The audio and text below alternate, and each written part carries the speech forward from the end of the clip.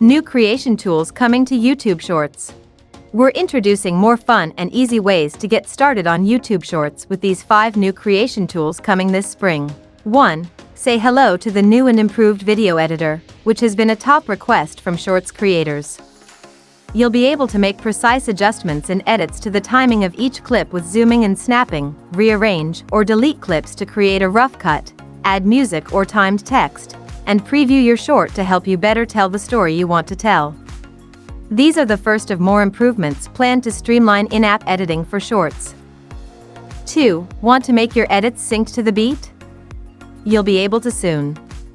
Pick a song, and this tool will automatically align your clips with the music's rhythm, taking the headache out of manual syncing.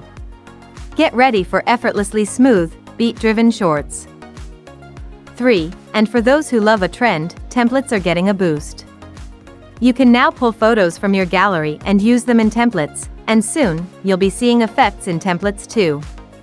When you use a Shorts template, the original creator will also automatically be attributed.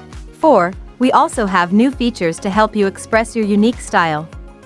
Later this spring, you'll be able to throw image stickers into your Shorts, straight from your gallery, so now you can more easily share examples for your outfit inspo.